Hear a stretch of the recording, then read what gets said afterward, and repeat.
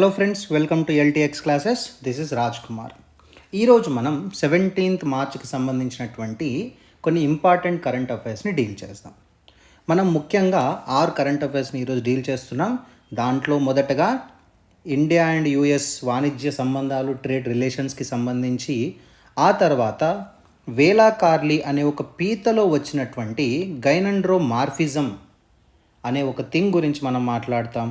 ఆ తర్వాత సాహిత్య అకాడమీ అవార్డులు 2025 కాను ఎవరికి వచ్చింది అనేది మనం మాట్లాడతాం. తర్వాత ఇప్పుడు జరుగుతున్నటువంటి ఈ పశ్చిమ ఆసియాలో సంఘర్షణ వల్ల పర్యావరణం మీద అది ఎటువంటి ప్రభావాన్ని చూపుతుందో అనేది మనం మాట్లాడదాం. తర్వాత ఫిబ్రవరిలో అంటే లాస్ట్ మంత్లో భారతదేశం యొక్క వాణిజ్య పనితీరు ఎలా ఉంది, ట్రేడ్ అనేది భారతదేశం యొక్క వాణిజ్యము, ట్రేడ్ అనేది ఎలా ఉంది, ఎగుమతులు ఎక్కువ ఉన్నాయా, దిగుమతులు ఎక్కువ ఉందా, మ్యానుఫ్యాక్చరింగ్ సెక్టార్లో ఎక్కువ ట్రేడ్ జరిగిందా, లేకపోతే సర్వీస్ సెక్టార్లో ఎక్కువ ట్రేడ్ జరిగిందా అనేది మనం చూస్తాం. ఆ తర్వాత course 98th academy awards, Oscar awards గురించి మనం మాట్లాడతాం. ముఖ్యంగా దాంట్లో వన్ బ్యాటిల్ ఆఫ్టర్ అనదర్ అనే చిత్రము పాల్ థామస్ ఆండర్సన్కి ఫస్ట్ ఘనత, దీని గురించి మనం ఈరోజు మాట్లాడబోతున్నాం. Okay, so before going further, please do like, share and subscribe to our channel. First one is America మరియు భారత్ మధ్య వాణిజ్య సంబంధాలు.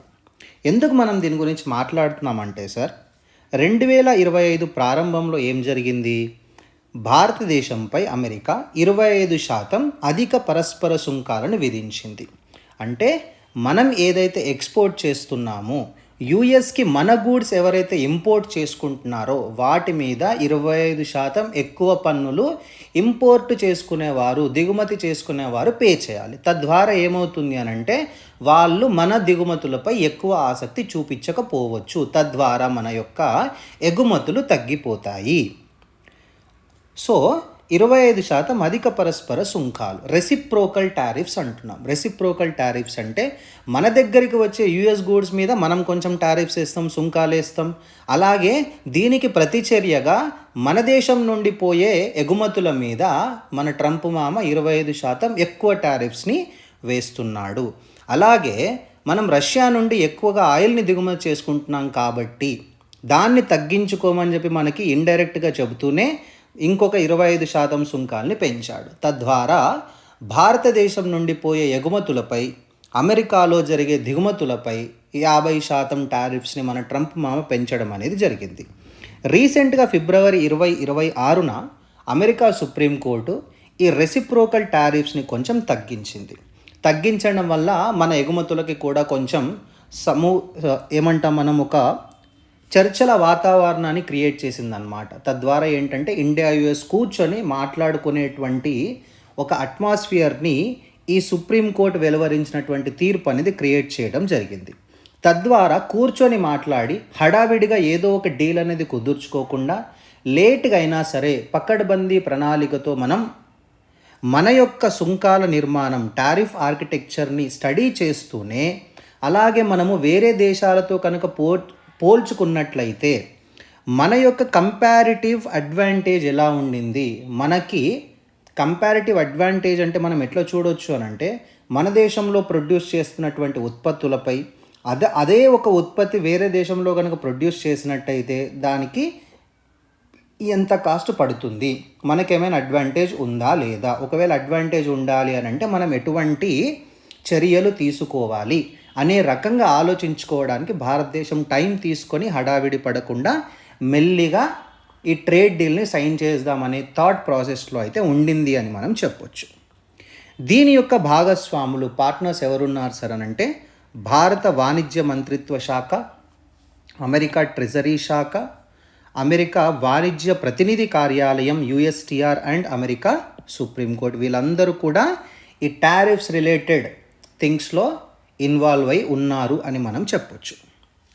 చట్టపరమైన ఆధారం ఏముంది సార్ మరి మన ట్రంప్ మామకి ఈ రకంగా టారిఫ్స్ పెంచడంలో అని అంటే, yes, there is a trade act of 1974. ఈ ట్రేడ్ యాక్ట్ 1974 సెక్షన్ 122 ప్రకారము అమెరికా దాని యొక్క ట్రేడ్ పార్ట్నర్స్పై, వాణిజ్య భాగస్వాములపై 150 రోజుల పాటు, అంటే ఆన్ అన్ యావరేజ్గా 5 months పాటు 10% సుంకాలని పెంచే అధికారం కలిగి ఉంది.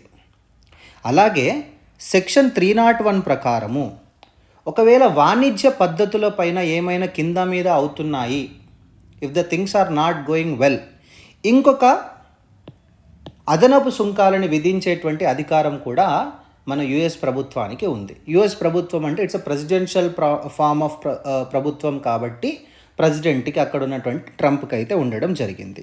అలాగే international emergency economic powers act ప్రకారం గతంలో పరస్పర సుంకాలను విధించడానికి ఉపయోగించినటువంటి ఈ చట్టం ఇటీవల న్యాయపరమైన సవాలుకు గురైంది. ఎందుకు సార్ అనంటే ఇక్కడ ఇచ్చింది ఏమిచ్చాడు, 10% పెంచమని చెప్తున్నాడు. మన ట్రంప్ మామ 25%, 50%, 100% కూడా పెంచేటువంటి అవకాశాలు ఉన్నాయి. కాబట్టి దీనిని ఎంతవరకు న్యాయపరంగా మనం దీనిని తీసుకుపోవచ్చు అని సుప్రీంకోర్టు కూడా, యుఎస్ సుప్రీంకోర్టు కూడా ఆలోచనలో పడింది అని మనం చెప్పొచ్చు.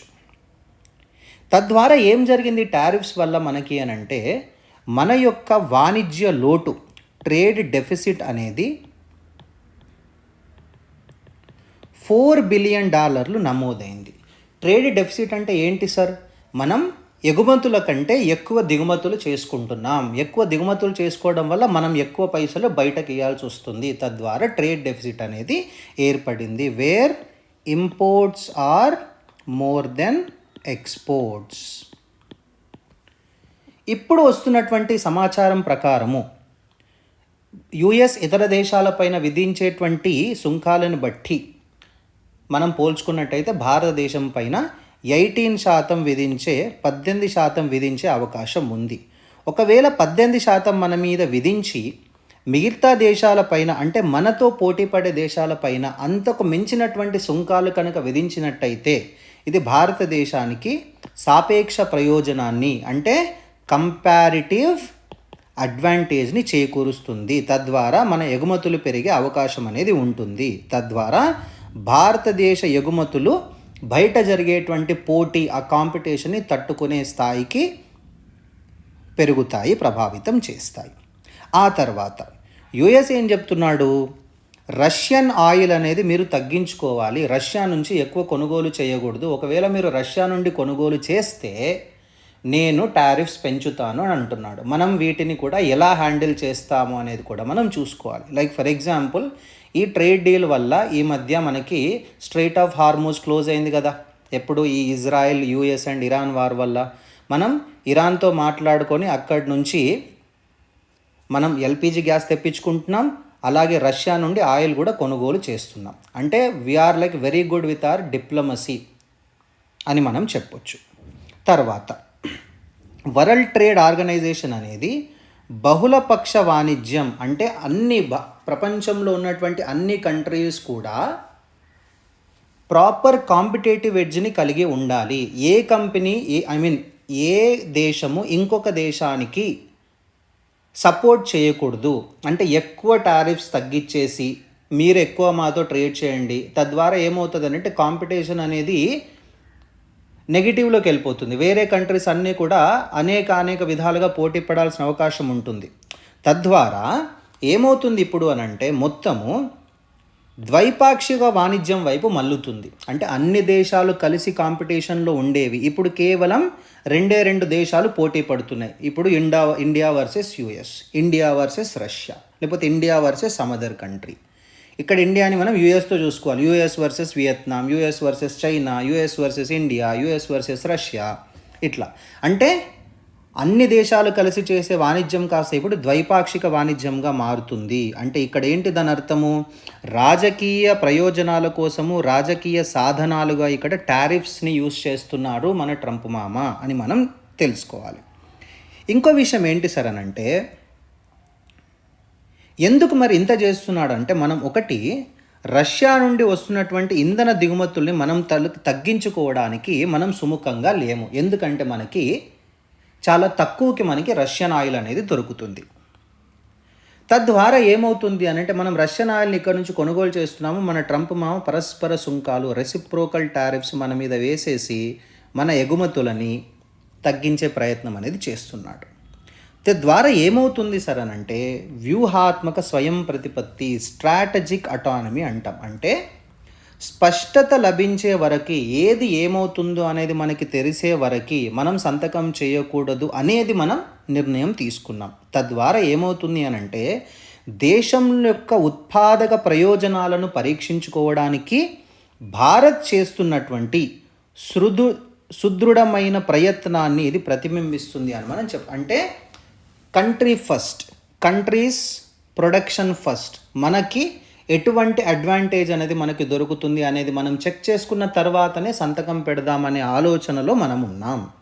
తర్వాత కానీ ఇట్లాంటి సిచ్యువేషన్లో ఏమవుతుంది అని అంటే అమెరికా యొక్క ఆర్డర్లు అంటే ఆయనకి నచ్చినప్పుడు వేసేయడాలు, ఆ తర్వాత న్యాయస్థానాల తీర్పు పైన ఆధారపడడం, ట్రంప్ మామ ఆయనకు నచ్చిన సుంకాలు వేస్తాడు, నచ్చిన ఆర్డర్లు వదిలేస్తాడు, సుప్రీంకోర్టు యూఎస్ సుప్రీంకోర్టు ఏం చెప్తుందో అనేది వెయిట్ చేయడం. తద్వారా ఏమవుతుంది అని అంటే ఒక అనిశ్చితతో కూడినటువంటి వాతావరణం ఏర్పడుతుంది, ఇన్స్టెబిలిటీ ఏర్పడుతుంది అట్మాస్ఫియర్లో.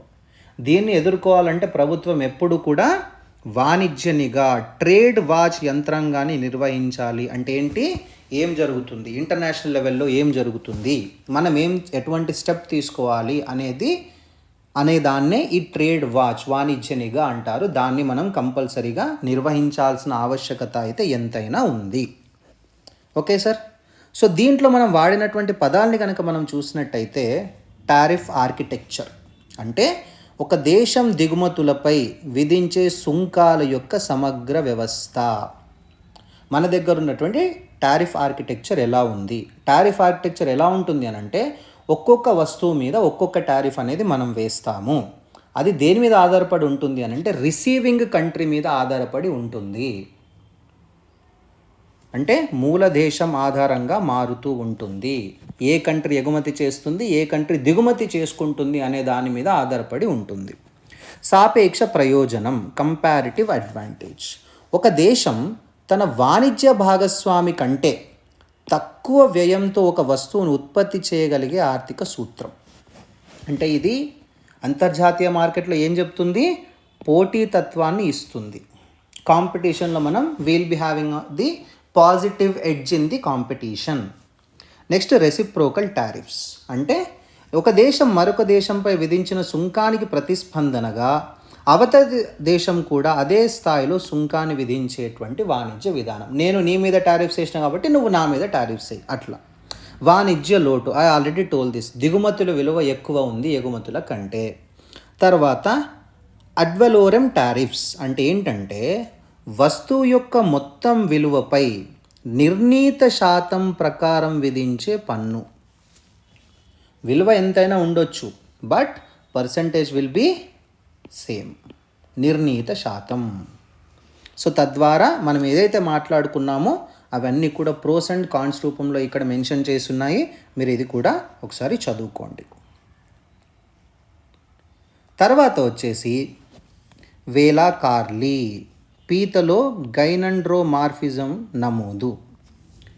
ఇది పశ్చిమ కనుమలలో జరిగింది, వెస్టర్న్ ఘాట్స్లో జరిగింది. ఇది ఒక విశిష్టమైనటువంటి జీవశాస్త్ర పరిశోధన ఫలితాలని మనకి వివరిస్తుంది. ఏ విధంగా అంటే మంచినీటి పీతల కుటుంబమైనటువంటి గెకార్సినుసిడేలోని ఈ ఫ్యామిలీలోని ఒక స్థానిక జాతి అయినటువంటి వేలా కార్లీలో గైనండ్రోమార్ఫిజం స్థితిని పరిశోధకులు ధృవీకరించారు. అసలు ఈ గైనండ్రోమార్ఫిజం అంటే ఏంటి మీరు చూసినట్టయితే మనం ఇక్కడ లాస్ట్లో మెన్షన్ చేసాం. గైనండ్రోమార్ఫిజం అంటే ఒకే జీవి శరీరంలో పురుష మరియు స్త్రీ కణజాలాలు రెండూ ఉన్నటువంటి అసాధారణ పరిస్థితి. అంటే స్వయం ప్రతిపత్తి అని మనం కూడా అనొచ్చు. అంటే ఒకే జీవి తన శరీరంలో పురుష మరియు స్త్రీ కణజాలాలని కలిగి ఉన్నాయి. ఇది క్రస్టేసియన్లలో ఇది ఈతకాళ్ళు లేదా లైంగిక అవయవాల నిర్మాణంలో స్పష్టంగా వ్యక్తమవుతుంది. దాని యొక్క కాళ్ళని బేస్ చేసుకొని లేకపోతే దాని యొక్క లైంగిక అవయవాలని కనుక మనం చూసినట్టయితే మనకి ఈజీగా అది వ్యక్తమవుతుంది. సరే ఈ క్రస్టేసియన్స్ అంటే ఎవరు సార్? ఈ క్రస్టేసియన్ అంటే ఎవరు సార్ అని అంటే పీతలు లేకపోతే రొయ్యలు వంటి ఆంథ్రోపాడ్స్. వీటికి వెన్నెముక అనేది ఉండదు. అంటే ఒక కీటక జాతికి చెందినటువంటి జీవుల సమూహము. ఎవరు క్రస్టేసియన్స్ అంటే ఎవరు? పీతలు, రొయ్యలు వంటి కీటక జాతికి చెందినటువంటి ఒక జీవుల సమూహము అని మనం చెప్తున్నాం. నౌ ఇప్పుడు చూద్దాం. గైనండ్రోమార్ఫిజం అనేది ఎక్కడ దొరికిందంట? వేలాకార్లీ అనే ఒక స్థానిక జాతి, అది ఏ ఫ్యామిలీకి చెందినటువంటిది? గెకార్సీ నుసుడే అని పీతల ఫ్యామిలీకి చెందినటువంటి వేలాకార్లీ అనే ఒక స్థానిక జాతిలో గైనండ్రోమార్ఫిజాన్ని జీవశాస్త్ర పరిశోధకులు గుర్తించారు అని మనం తెలుస్తుంది. ఇది కేవలం అరుదైన నమోదు మాత్రమే కాక టాక్సనామిక్ లిటరేచర్ పైన కూడా గణనీయమైనటువంటి ప్రభావాన్ని చూపిస్తుంది. టాక్సనామిక్ లిటరేచర్ అంటే ఏంటంటే, టాక్సానమీ అంటే ఏంటంటే వర్గీకరించడం. ఒక ఫ్యామిలీని మనము లిటరల్గా వర్గీకరిస్తాం. ఆ వర్గీకరణ విషయంలో కూడా చాలా తేడాలు అనేవి జరుగుతాయి. ఇది ఎక్కడ మెన్షన్ చేశారు సార్ అని అంటే, క్రస్టేసియానా అనే ఒక జర్నల్ ఉంది. ఈ జర్నల్లో దీని గురించి ఇంటర్నేషనల్ లెవెల్లో మెన్షన్ చేశారు అని అంటే, దీన్ని బట్టి అంతర్జాతీయ స్థాయిలో ఈ పరిశోధనకు, ఈ ధృవీకరణకు ఎంతటి శాస్త్రీయ విశ్వసనీయత దొరికింది అని మనం చెప్పొచ్చు.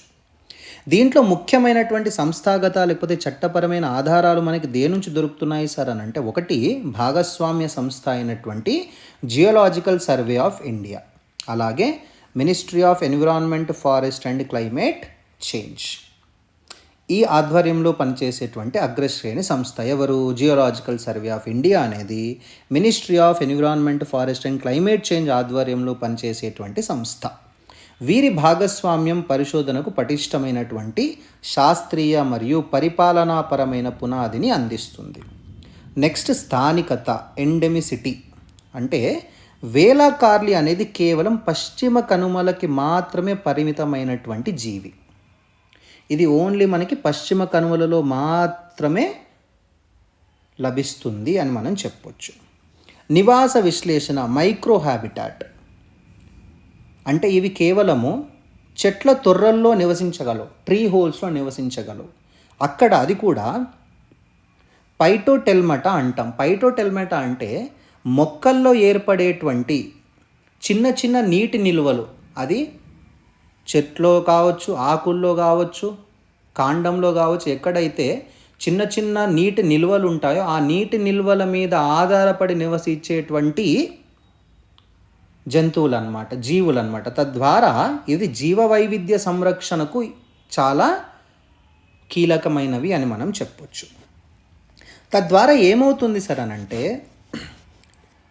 పరిణామ జీవశాస్త్ర దృక్పథం కనుక మనం చూసుకున్నట్టయితే, గైనండ్రోమార్ఫిజం అనేది ఒక అడాప్టేషన్ కాకుండా ప్రధానంగా ఒక అభివృద్ధిపరమైనటువంటి లోపం. అంటే ఏంటి?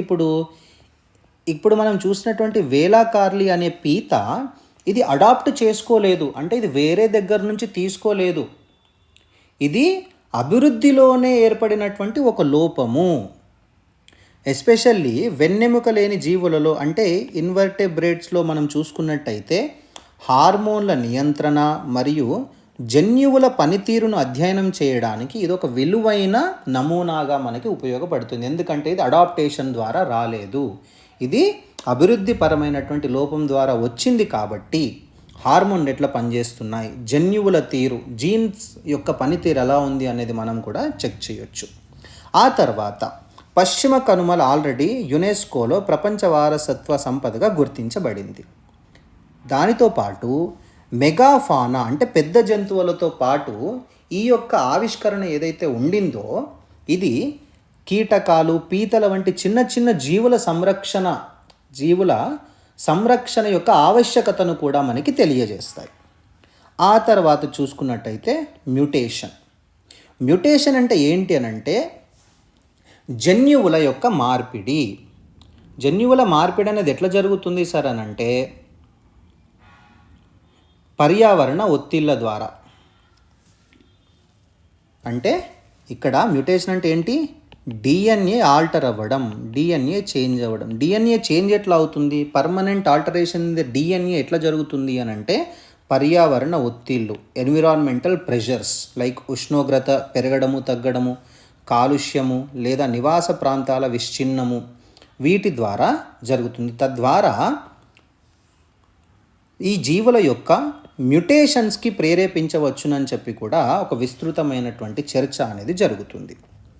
అలాగే పిండ అభివృద్ధి చెందే తొలి దశలో లైంగిక క్రోమోజోములు సరిగ్గా విడిపోకపోవడం వల్లనే గైనండ్రోమార్ఫిజం సాధారణంగా సంభవిస్తుంది. అంటే గైనండ్రోమార్ఫిజం సంభవించడానికి కారణాలు కనుక మనం చూసుకున్నట్టయితే, లేకపోతే ప్రభుత్వ విధానాలను మనం చూసుకున్నట్టయితే, ఇది పిండము అభివృద్ధి చెందే తొలి దశని మనం ఏమంటాం, మైటోసిస్ ప్రక్రియ అంటాం. ఈ మైటోసిస్ ప్రక్రియలో కనుక ఈ సెక్షువల్ క్రోమోజోమ్స్ కనుక ప్రాపర్గా విడిపోనట్టయితే కనుక ఈ గైనండ్రోమార్ఫిజం అనేది సాధారణంగా సంభవిస్తుంది. దీని యొక్క సంరక్షణ విధానాలపై ప్రభావం ఏమైనా చూపిస్తుందా సార్ అంటే ఎస్, చూపిస్తుంది. ఎలాగా? For example silent valley national park యొక్క కోర్ ఏరియా హోదా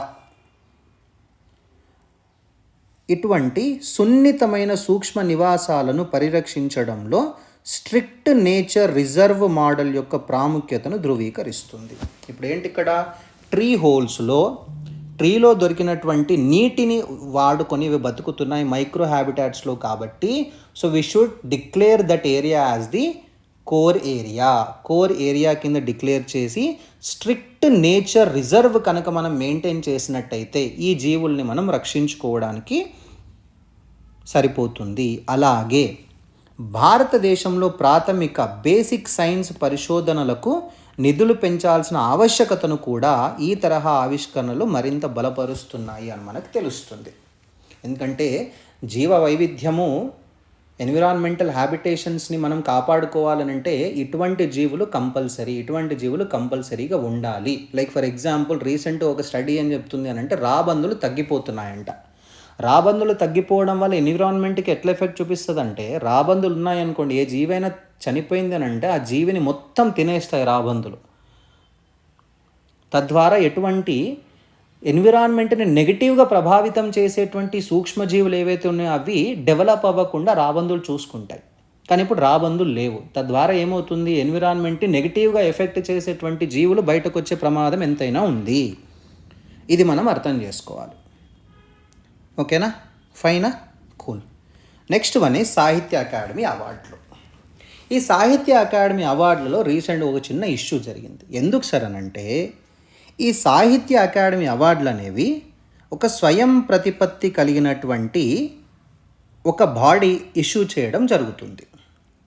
ఈ బాడీ స్వయం ప్రతిపత్తి కలిగిందంటే గవర్నమెంట్ ఆఫ్ ఇండియాతో సంబంధం లేకుండా అటానమస్ బాడీ అనమాట. అది సాహిత్య అకాడమీ అవార్డులని ఇవ్వడం జరుగుతుంది. కానీ రీసెంట్ గవర్నమెంట్ ఏం చెప్పింది సార్, డిసెంబర్లో జరగాల్సింది మనకి మార్చిలో జరుగుతుంది. ఎందుకంటే ఈ 3 నెలలు ఏం చెప్పిందనంటే, మేము ఈ అవార్డ్స్ ప్రక్రియ అంటే ఒక సాహిత్య అకాడమీ కాదు, మొత్తం భారతదేశంలో ఉన్నటువంటి అవార్డ్స్ ప్రక్రియనంతా కూడా ఒకటే బాడీ కిందకి తీసుకొని వస్తాము. అంటే we will be restructuring the distribution of these awards అన్నట్టుగా సెంట్రల్ గవర్నమెంట్ తీసుకొని వచ్చింది. అంటే తద్వారా మనకి ఏమర్థమవుతుంది, గవర్నమెంట్ ఎవరికి అవార్డులు ఇవ్వాలి, సాహిత్య అకాడమీ అవార్డులని కూడా ఇన్ఫ్లుయెన్స్ చేసే ప్రభావం అనేది ఉంది. తద్వారా అటానమస్ బాడీ అటానమస్గా ఉంటుందా, అవ్వదు. అప్పుడు డిపెండ్ అవ్వాల్సి వస్తుంది. ఎవరి మీద, గవర్నమెంట్ మీద.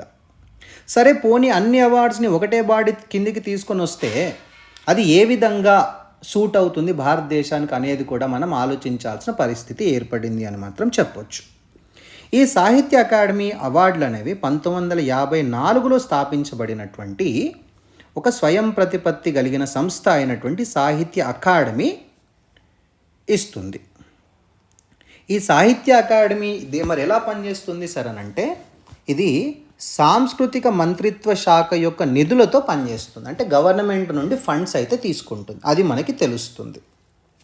ఇది భారత రాజ్యాంగంలోని 8వ షెడ్యూల్లో పొందుపరిచినటువంటి 22 భాషలతో పాటు ఇంగ్లీష్ ప్లస్ రాజస్థానీ భాషల్ని కూడా కలుపుకొని మొత్తం 24 భాషలలో ఈ అవార్డులని ప్రదానం చేస్తారు. ఏమిస్తారు సార్ అవార్డు అంటే, ఏం కోట్ల రూపాయలే మీరు, 1,00,000 రూపాయలు ఇస్తారు, ఒక శాలువా కప్పుతారు, ఒక కాపర్ ప్లేట్ ఇస్తారు, బాబు నీకు ఇగో సాహిత్య అకాడమీ అవార్డు వచ్చింది తీసుకొని పో అంటే అది తీసుకొని వచ్చేసి ఫ్రేమ్ కొట్టించుకొని ఇంట్లో పెట్టుకోవాలి అంతే. కాకపోతే ఇక్కడ కావాల్సింది ఏంటి మనకి, రికగ్నిషన్. నిన్ను గుర్తించడం అనేది ఇక్కడ చాలా గొప్ప విషయం. 24 భాషలని గుర్తించడం అంటే భారతదేశం ఈజ్ ఎ మల్టీలింగ్విస్టిక్ కంట్రీ, బహుభాషలు ఉన్నటువంటి కంట్రీ. బహుభాషల వల్ల ఏమవుతుంది, బహుళ సాంస్కృతిక వారసత్వాన్ని ఈ అకాడమీ సమర్థవంతంగా గుర్తిస్తుంది అని మాత్రం చెప్పొచ్చు.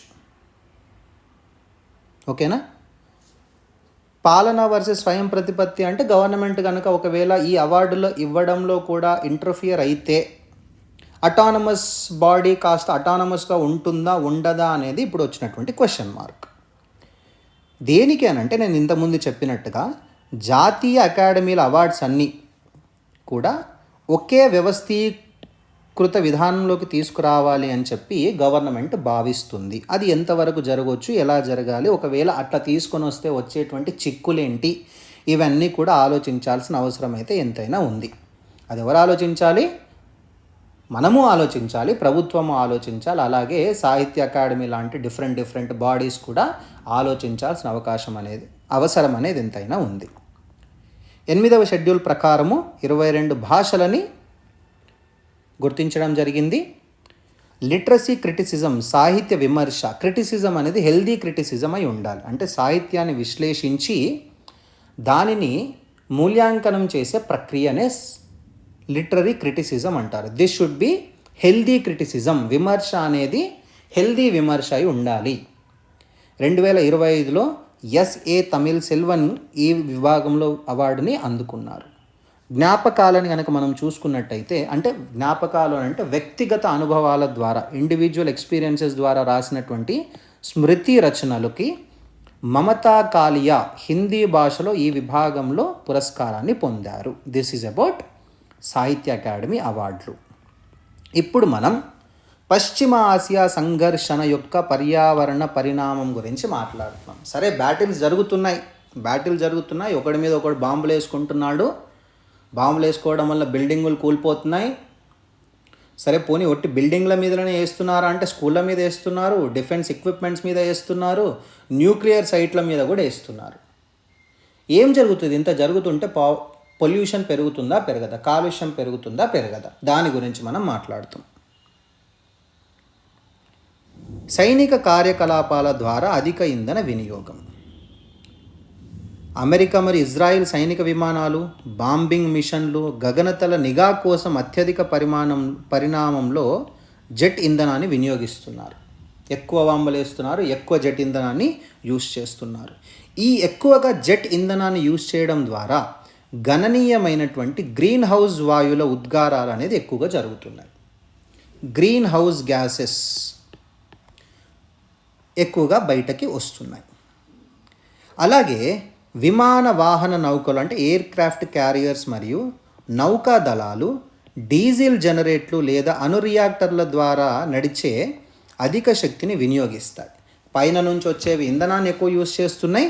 ఎయిర్ క్రాఫ్ట్ క్యారియర్స్ లేకపోతే నౌకా దళాలు డీజిల్ జనరేటర్లు వాడుతున్నాయి, లేకపోతే అణురియాక్టర్ల ద్వారా వచ్చేటువంటి అధిక శక్తిని యూస్ చేస్తున్నాయి.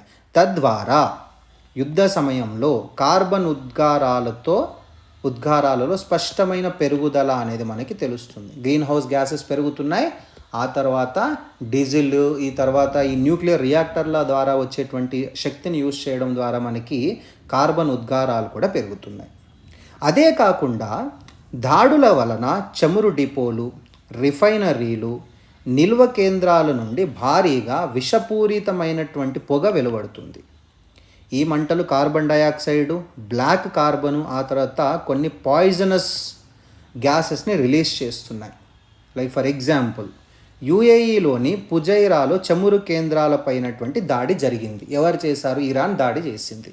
తద్వారా వాయు కాలుష్యం స్థాయిని గణనీయంగా పెంచినట్టు నిరూపణ అనేది జరిగింది. యుద్ధం కారణంగా వెలువడుతున్న భారీ కార్బన్ ఉద్గారాలను మనం చూసుకున్నట్టయితే వన్ ఎర్త్ అనే జర్నల్ ఒక స్టడీ చేసింది. ఏం చెప్తుంది అనంటే ఒక్క గాజా యుద్ధంలో మాత్రమే 33 మిలియన్ టన్నుల కార్బన్ డయాక్సైడ్ ఉద్గారాలను విడుదల చేసిందంట. 33 మిలియన్ టన్నుల కార్బన్ డయాక్సైడ్ ఉద్గారాలు. అంటే దాని అర్థం ఏంటి అనంటే జోర్డాన్ వంటి ఒక చిన్న దేశము 1 సంవత్సరం పాటు విడుదల చేసే ఉద్గారాలకు సమానం, లేదా 7.6 మిలియన్ పెట్రోల్ కార్లు ఒక సంవత్సరం పాటు నడిస్తే ఎంత ఉద్గారాలు వస్తాయో అంతకు సమానం. అంటే ఎంత ఉద్గారాలు వస్తున్నాయి అనేది మీరు ఆలోచించుకోండి. అలాగే రష్యా మరియు ఉక్రెయిన్ యుద్ధం కనుక మనం తీసుకున్నట్టయితే 300 మిలియన్ టన్నుల అదనపు ఉద్గారాలు విడుదలయ్యాయి. దిస్ ఈజ్ ఓన్లీ 33 అని మనం మాట్లాడుకుంటున్నాం, కానీ రష్యా ఉక్రెయిన్ వల్ల 300 మిలియన్ టన్నుల అదనపు ఉద్గారాలు విడుదలయ్యాయంట. అలాగే ప్రపంచంలోని చమురు మార్గాల్లో అత్యంత కీలకమైనది హార్మూజ్ జలసంధి. ఈ హార్మూజ్ జలసంధిని మూసేయడం జరిగింది. తద్వారా ఏమవుతుంది, భారీ చమురు ట్యాంకర్లు అత్యంత సులభంగా మండే ఇంధనాన్ని రవాణా చేస్తాయి. దాడుల వల్ల సముద్రములోకి లీక్ అయ్యే ప్రభావం ఎంతైనా ఉంది. అంటే అక్కడి నుంచి వచ్చేటువంటి చమురు రవాణా చేస్తున్నటువంటి షిప్స్ మీద అటాక్ చేయడం వల్ల ఏమవుతుంది అని అంటే అందులో ఉన్నటువంటి ఇంధనము సముద్రంలోకి లీక్ అయ్యే ప్రమాదం ఉంది. ఒకవేళ సముద్రంలోకి లీక్ అవుతే వాటర్లోనే కదా సార్ ఏమవుతుంది అని అనుకుంటారా, సముద్రం లోపల ఉన్నటువంటి జీవులన్నీ కూడా చనిపోవడం జరుగుతుంది. సముద్రం లోపల ఎన్విరాన్మెంట్ అనేది, పర్యావరణం అనేది నశిస్తుంది. తర్వాత సముద్ర మరియు తీర పర్యావరణ వ్యవస్థల్లోకి చమురు లీకేజీలు జరుగుతున్నాయి. అంటే ఆ సముద్రం కాస్త మన కోస్టల్ ఏరియాకి వచ్చే అవకాశం ఉంది. తద్వారా విషపూరిత రసాయనాలతో కూడినటువంటి ఒక పొగ ఏర్పడుతుంది. తద్వారా పేలుడు పదార్థాలు, ఆయుధాల నుండి విడుదలయ్యే ప్రమాదకర వ్యర్థాలు కూడా మనకి ఎఫెక్ట్ చేసే అవకాశం అనేది మనకి ఎంతైనా ఉంది. కానీ దీని ద్వారా మనకేం తెలుస్తుంది అని అంటే మనం ఏమైనా దృష్టి మరల్చొచ్చా, అంటే వేరే ఆల్టర్నేట్స్ అనేది మనం వెతుక్కోవచ్చా అనేది కూడా మనం ఈ సంఘర్షణల ద్వారా, చమురు సంఘర్షణ ఉంది, ఇప్పుడు మనకి గ్యాస్ దొరకట్లేదు, లేకపోతే పెట్రోల్ డీజిల్ ఏదో దొరకట్లేదు, what can we do, alternate ఏంటి అని అంటే స్వచ్ఛమైన ఇంధనం, క్లీన్ ఎనర్జీ సైడ్ మనం మొగ్గు చూపవచ్చు. Like for example heat pumps, లేదంటే ఎలక్ట్రిఫికేషన్స్, ఎలక్ట్రిక్ కార్స్ వాడడం, ఎలక్ట్రిక్ బైక్స్ వాడడం లాంటివి కూడా మనం చేసి ఆల్టర్నేట్ వేస్ని మనం వెతుక్కోవడానికి అవకాశం అనేది ఉంటుంది. ఇక్కడ ప్రిలిమ్స్ పాయింట్ ఆఫ్ వ్యూలో మనం కీలకమైన జలసంధుల్ని మనం ఇక్కడ మెన్షన్ చేశాము. జలసంధి ఏంటి, అది వేటిని కలుపుతుంది, వేటిని వేరు చేస్తుంది, లైక్ వాట్ ఎవర్, దాని యొక్క ప్రాముఖ్యత ఏంటి అనేది మనం ఇక్కడ మెన్షన్ చేస్తున్నాము. సో కంపల్సరీగా మీరు ప్రతి ఒక్క జలసంధి గురించి తెలుసుకోండి. ముఖ్యంగా ఇప్పుడు అంతర్జాతీయగా ఉన్నటువంటి ప్రెస్లో కానీ ఎక్కడైనా కూడా మనకి రెండు ఎక్కువగా వినపడుతున్నాయి. ఒకటి స్ట్రైట్ ఆఫ్ హార్మూజ్ జలసంధి, 2 బాబ్ ఎల్ మందేబ్. ఈ రెండు కూడా ఒకవేళ హార్మూజ్ జలసంధిని మూసేసినట్టుగానే బాబ్ ఎల్ మండేబ్ని కనుక మూసేసినట్టయితే వాణిజ్యం అంటే ఇంటర్నేషనల్ ట్రేడ్ మొత్తానికి ఎఫెక్ట్ పడుతుంది అని మనం చెప్పొచ్చు. So try to read all these things. ఇవన్నీ కూడాను చాలా చాలా ఇంపార్టెంట్. లాస్ట్ ఈజ్ భారతదేశ వాణిజ్య పనితీరు సమీక్ష. ఫిబ్రవరి 2026లో భారతదేశపు వస్తువుల ఎగుమతులలో స్తబ్దత అంటే ఆగిపోయింది, స్టాప్ అయింది. తత్ఫలితంగా వాణిజ్య లోటు పెరిగింది, ట్రేడ్ డెఫిసిట్ పెరిగింది. ఎగుమతులు తగ్గాయి, ట్రేడ్ డెఫిసిట్ పెరిగింది. ఫిబ్రవరి 2025లో 2.7 బిలియన్ల వాణిజ్య మిగులు నమోదైన స్థానంలో సంవత్సరం తర్వాత భారతదేశం 4 బిలియన్ల లోటు. ఇప్పుడు చూడండి, ఇక్కడ ట్రేడ్ సర్ప్లస్ ఉండేది లాస్ట్ ఇయర్లో, ఇప్పుడు ట్రేడ్ డెఫిసిట్కి మనం వచ్చాం. దేనికి సార్ అనంటే, ఎందుకు సార్ ఇదంతా జరుగుతుంది మరి అనంటే, ఇప్పుడున్నటువంటి ప్రపంచంలో ఈ కంట్రీతో నాకు అవసరం లేదు అనుకోవడానికి లేదు. Internationally every country is very much depended on other country, full stop. ప్రతి ఒక్క దేశము మరొక దేశంపై ఏదో ఒక రకంగా ఆధారపడాల్సిందే, ఫుల్ స్టాప్. అది ఏ కంట్రీ అయినా పర్లేదు. అంటే ఏంటి, all the countries in the world are very much interlinked. This particular ఈ సంక్షోభాల వల్ల, ఈ గొడవల వల్ల, యుద్ధాల వల్ల సప్లై చైన్ అనేది తీవ్ర అంతరాయం ఏర్పడుతుంది. సప్లై చైన్ సిస్టమ్ అంటే మనకేదైతే కావాలో అది వేరే దగ్గర నుంచి రావాలి, వేరే దేశానికి ఏదైతే కావాలో అది మన దేశానికి వెళ్ళాలి, మన దేశం నుండి వెళ్ళాలి. ఈ సప్లై చైన్ ఏదైతే ఉందో దానికి అంతరాయం కలగడం వల్ల ఎగుమతులు తగ్గిపోతున్నాయి. దిగుమతులు పెరిగిపోతున్నాయి, ఎగుమతులు తగ్గడం వల్ల మనకి ట్రేడ్ డెఫిసిట్ అనేది పెరిగిపోతుంది. ఎవరు ఇచ్చారు మరి ఈ గణాంకాలు మనకి, ఈ స్టాటిస్టిక్స్ అంటే వాణిజ్య మరియు పరిశ్రమల మంత్రిత్వ శాఖ ఇవ్వడం జరిగింది. వస్తువుల వాణిజ్య ప్రదర్శన కనుక మనం చూసుకున్నట్టయితే ఎగుమతులు 36.61 బిలియన్లు ఉంటే లాస్ట్ ఇయర్తో పోలిస్తే ఇంకా తగ్గింది. 36.91 ఉండేది, ఇప్పుడు 36.61 ఉంది. దిగుమతులు 63.71 బిలియన్లకు వచ్చాయి. లాస్ట్ ఇయర్తో కంపేర్ చేస్తే 24% పెరిగాయి. ఇంపోర్ట్స్ పెరిగాయి, ఎక్స్పోర్ట్స్ తగ్గాయి. ఎక్స్పోర్ట్స్ కొంచెమే తగ్గినాయి కానీ ఇంపోర్ట్స్ ఎక్కువగా పెరిగినాయి, 24% పెరిగినాయి. తద్వారా మనకి ట్రేడ్ డెఫిసిట్ అనేది వచ్చింది. మొత్తం వాణిజ్యం కనుక మనం చూసుకున్నట్టయితే, అంటే గూడ్స్ అండ్ సర్వీసెస్ కనుక మనం చూసుకున్నట్టయితే మొత్తం ఎగుమతులలో 76.1 బిలియన్ 11% వృద్ధి ఉంది. మొత్తం దిగుమతులలో 80.1 బిలియన్ దట్ ఈస్ 21.7 వృద్ధి అనేది ఉంది. అంటే ఇక్కడ ఏం పెరిగింది సార్ అని అంటే సేవల ఎగుమతులు, సర్వీసెస్ పెరిగాయి, గూడ్స్ తగ్గాయి. సర్వీసెస్ దిగుమతులు పెరిగాయి, సర్వీసెస్ ఎగుమతులు పెరిగాయి. కాకపోతే గూడ్స్ అనేది, మ్యానుఫ్యాక్చరింగ్ గూడ్స్ అనేది, ఎక్స్పోర్ట్స్ అనేది తగ్గింది. దేని క్రియేట్ చేస్తుంది ఇది వల్ల? అంతర్గత పరిశీలనలు కనుక మనం చూసుకున్నట్టయితే ఇది భౌగోళిక, రాజకీయాలు మరియు రవాణా ద్వారా, అంటే పశ్చిమాసియాలో జరుగుతున్నటువంటి ఈ సంఘర్షణ ద్వారా రవాణా పరిమితులు అంటే లాజిస్టికల్ కన్స్ట్రెయింట్స్ని సృష్టించింది. తద్వారా వస్తువుల పంపిణీ సకాలంలో పంపించేటువంటి వస్తువులు, కొన్ని పెరిషబుల్ ఉంటాయి, అవి తొందరగా పంపించాలి, తొందరగా వాడుకోవాలి, లేదనంటే పాడైపోతాయి. అట్లాంటి వాటికి లాజిస్టికల్ కన్స్ట్రెయింట్ వల్ల మనకి రవాణా ఖర్చులు కూడా పెరిగిపోతున్నాయి. కానీ సేవల రంగం అనేది మనకు ఒక రక్షణ కవచం లాగా పనిచేస్తుంది. ఎందుకంటే మనకి సేవల రంగంలో ఎక్స్పోర్ట్స్ అనేవి పెరిగాయి కదా. ఇది వాణిజ్య లోటును కొంచెం, అంటే వస్తువుల వాణిజ్య లోటును కొంచెం భర్తీ చేస్తుంది. అంటే ఏదైతే లోటు, వస్తువుల ద్వారా ఏదైతే లోటు వస్తుందో అది మనకి సేవల రంగం కొంచెం భర్తీ చేస్తుంది అని మనం చెప్పొచ్చు. కాకపోతే ఏంటనంటే ఈ పెరుగుతున్నటువంటి వాణిజ్య లోటు మన కరెంట్ అకౌంట్ డెఫిసిట్పై ఒత్తిడిని పెంచుతుంది. ఒకవేళ ఇది ఇలాగే పెంచుకుంటూ పోతే దీని ప్రభావము మన రూపాయి విలువ మీద కూడా పడే అవకాశం ఎంతైనా ఉంది. ఇప్పటికే రూపాయి విలువ డాలర్తో కంపేర్ చేస్తే ఎక్కడికో పోతుంది.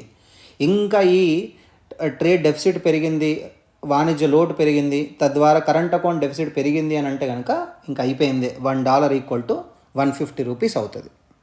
అప్పుడు ఇంకా $1 = 1 రూపీ అనేది మనం చేయలేం. ఇంకా ఈ జన్మలో అది పాసిబుల్ అనేది అవ్వదు. ఎందుకు? కారణాలు ఏంటి? పశ్చిమాసియాలో సప్లై చైన్ కన్స్ట్రైంట్స్ రావడం, తర్వాత దేశీయంగా దిగుమతులపైన పెరిగినటువంటి డిమాండ్.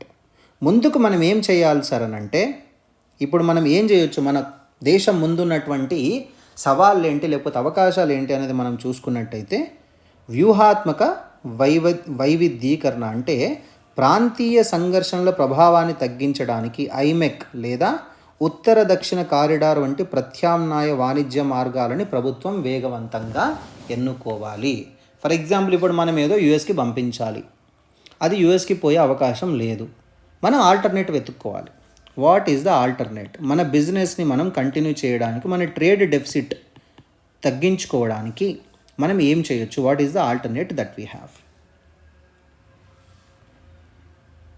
మనకి సేవల రంగం ఎంతో కొంత హెల్ప్ చేస్తుంది కాబట్టి వాణిజ్య రంగం మీద ఫోకస్ కొంచెం, అంటే వస్తు రంగం మీద ఫోకస్ కొంచెం తగ్గించి సేవల రంగం మీద కనుక ఫోకస్ కొంచెం పెంచినట్టయితే కూడా మనకి అది ఎంతో కొంత దారిలోకి తీసుకురావడానికి, అంటే కరెంట్ అకౌంట్ డెఫిసిట్ కావచ్చు, రూపాయి విలువ కావచ్చు, ట్రేడ్ డెఫిసిట్ కావచ్చు, ఏదో ఒక రకంగా దానిని మనం దారిలోకి తెచ్చుకోవడానికి అవకాశం అయితే ఉంటుంది అని మనం చెప్పొచ్చు.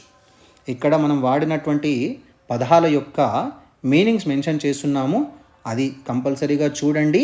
అలాగే మనం ఏదైతే పైన మాట్లాడుకున్నామో అదంతా కూడా ఇక్కడ మెన్షన్ చేసిన ఉంది, అది కూడా చూడండి.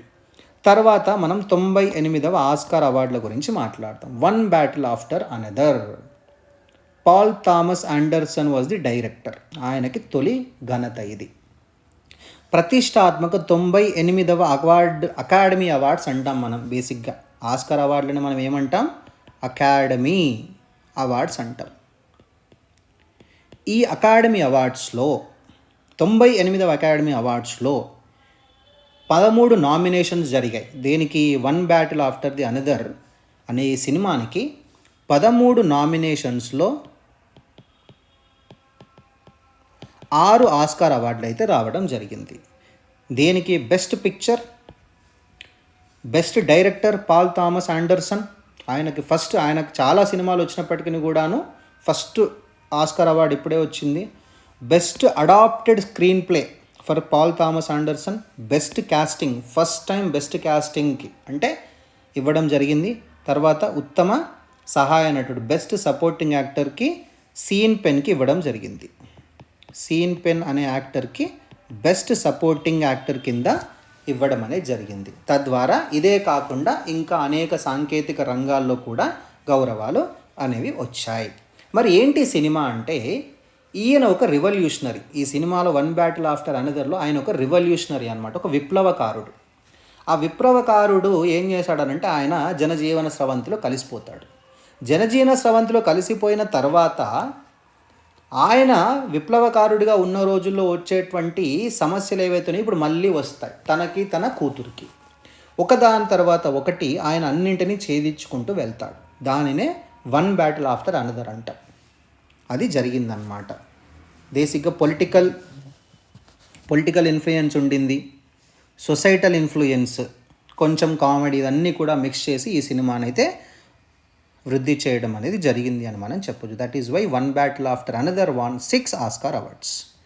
ఆ తర్వాత సినిమాటోగ్రాఫర్ ఆటమ్ డురాల్డ్ ఆర్కాపావ్ అనే ఆవిడికి ఉత్తమ సినిమాటోగ్రఫీ అవార్డు అనేది గెలుచుకున్నారు. ఈవిడ ఈ విభాగంలో గెలుచుకున్నటువంటి తొలి మహిళా సినిమాటోగ్రాఫర్.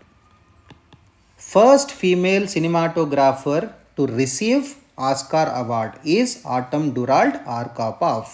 అలాగే తొలి నల్ల జాతీయురాలిగా కూడా ఆవిడ రికార్డును సృష్టించారు. మరి ఏ సినిమాకి సార్ ఈవిడ సినిమాటోగ్రాఫర్గా పనిచేశారు అని అంటే సిన్నర్స్ మూవీకి. తర్వాత మిగిలినవి చూస్తే కనుక ఉత్తమ నటుడుగా సిన్నర్స్ చిత్రం కోసం మైకేల్ బి జోర్డాన్కి వచ్చింది. ఉత్తమ నటిగా హామ్నెట్ చిత్రంలో ఆగ్నెస్ షేక్స్పియర్ పాత్ర పోషించినందుకు గాను జెస్సీ బక్లీకి ఈ పురస్కారం వచ్చింది. ఈ జెస్సీ బక్లీ ఆస్కార్ పురస్కారం అందుకున్నటువంటి తొలి ఐరిష్ నటి. ఉత్తమ సహాయ నటిగా ది బ్యానిష్డ్ అనే చిత్రంలో తన నటనకు గాను అమీ మాడిగన్ అనే ఆవిడకి ఈ ఆస్కార్ అవార్డు రావడం అనేది జరిగింది. మనం పాల్ థామస్ ఆండర్సన్ గురించి మాట్లాడుకోవాలి. ఇది ఆయనకు వచ్చినటువంటి తొలి ఆస్కార్ అని మనం చెప్పుకున్నాం. కానీ ఇదేనా ఆయన ఫస్ట్ సినిమా అంటే కాదు. ఆయన ఇంతకుముందు Boogie Nights, There Will Be Blood, Phantom Thread అనే మంచి ఒక క్రిటిక్స్ యొక్క విమర్శలు కాకుండా ప్రశంసలు పొందుకున్నటువంటి సినిమాలు ఆయన తీశాడు. క్రిటిక్స్ కూడా మెచ్చుకున్నారు, కానీ ఆయనకి ఇప్పటివరకు ఆస్కార్ అవార్డు అనేది రాలేదు. ఈయన శాన్ ఫెర్నాండో వ్యాలీలో కాలిఫోర్నియాలో జన్మించాడు. ఈయన కేవలం 18 ఇయర్స్లోనే ఫస్ట్ షార్ట్ ఫిల్మ్ ఆయన తీయడం జరిగింది. దాంతోపాటు వన్ బ్యాటిల్ ఆఫ్టర్ అనదర్కి ఆయనకి మొదటిసారిగా ఆస్కార్ బహుమతి రావడం అనేది జరిగింది. So that's it for the day guys. మీకు కంపల్సరీగా అన్నీ కూడా అర్థమై ఉంటాయి. These are like very important topics.